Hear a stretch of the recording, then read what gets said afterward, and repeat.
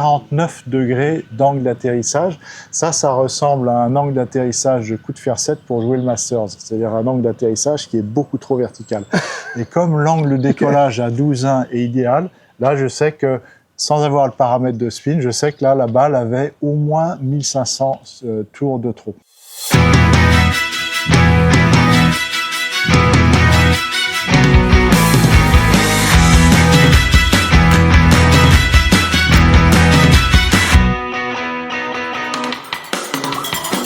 Bonjour, bienvenue sur Golfstar Magazine. Aujourd'hui, une nouvelle vidéo pour vous. On va parler driver et on va parler avec Franck aujourd'hui de Trackman.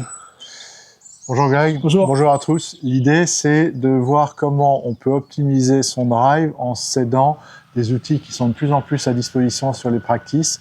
Trackman Range que l'on a ici au golf de la Palmyre. Donc là, avec le driver, ce qu'on va regarder c'est la vitesse. Entre autres. Et donc c'est là où tu vas nous éduquer, nous dire quoi regarder d'autre. Alors, la vitesse est essentielle, mais si vous donnez de la vitesse à votre balle, alors Toptracer, Trackman Range ne sont pas en capacité de vous donner la vitesse du club. On peut juste prendre la vitesse de la balle, mais à vitesse de balle égale, si mon angle de décollage n'est pas bon ou mon angle d'atterrissage n'est pas le bon, je ne vais pas optimiser en termes de carry et de roule. Donc l'idée, c'est de voir comment aujourd'hui, là, on peut, en utilisant ces deux données, régler son club, régler son swing pour avoir la meilleure longueur possible. Donc on va en taper quelques-unes pour voir ce qu'on peut faire, ce qu'on peut regarder, quel est l'impact entre une balle qui va avoir tel ou tel angle d'atterrissage. Tout à fait. Et de décollage. On va essayer de regarder l'optimum, c'est qu'est-ce qui est bien, quelle que soit la vitesse, comme angle d'atterrissage pour avoir le meilleur rendement. Voilà.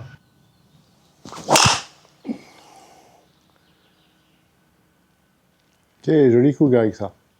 On va regarder les données que tu as produites sur ce coup.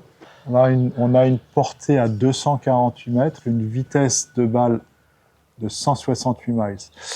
À chaque vitesse de balle va correspondre des paramètres d'angle de décollage et d'angle d'atterrissage optimum.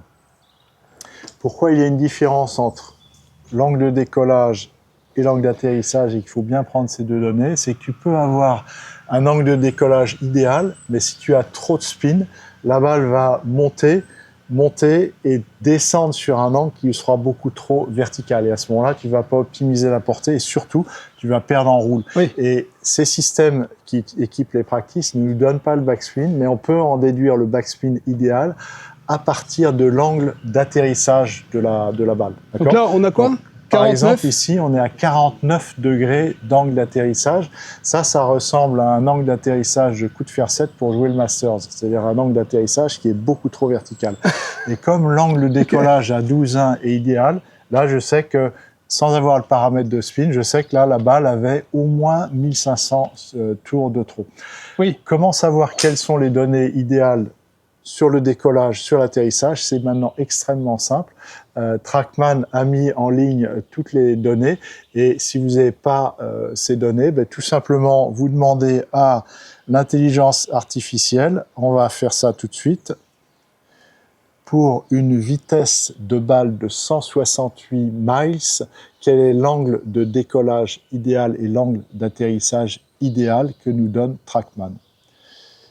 Et c'est aussi simple et aussi rapide que ça. Donc là, il nous parle d'une vitesse de club entre 112 et 115, il ne se trompe pas. Donc là, il nous dit que tu es dans les vitesses des joueurs du PGA Tour. Bravo Greg.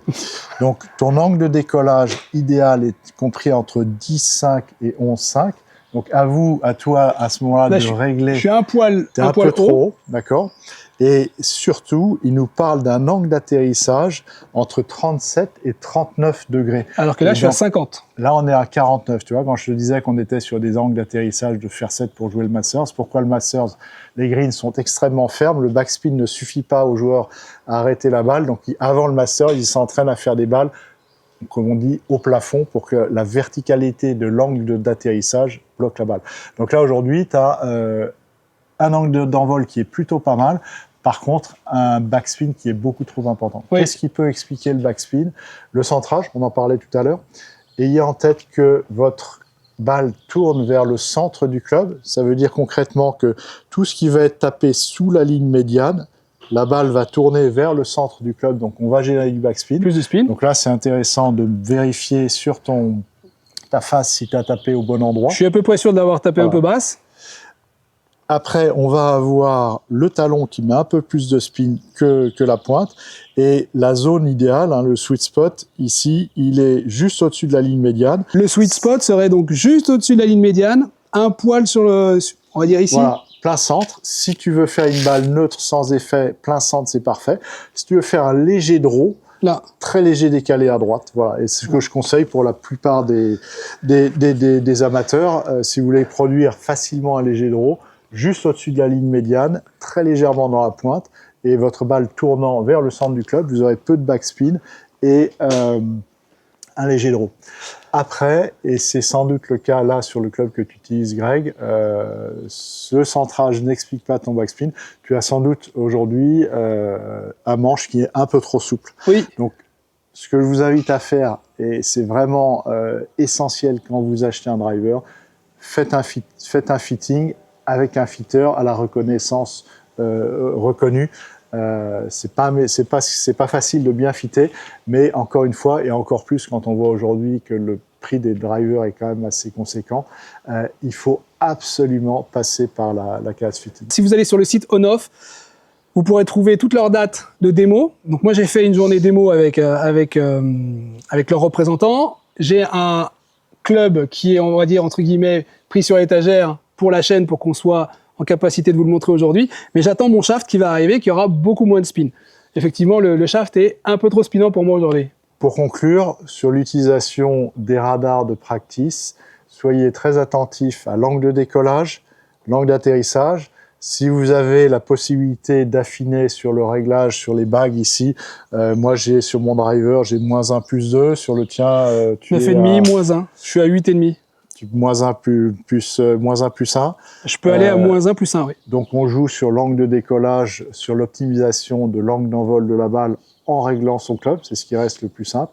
Mais vous avez vu que sur l'angle d'atterrissage, qui est absolument essentiel, on joue sur le paramètre backspin. Et une fois qu'on a centré la balle et qu'on s'aperçoit qu'on n'a pas l'angle d'atterrissage idéal, c'est que le backspin n'est pas optimum.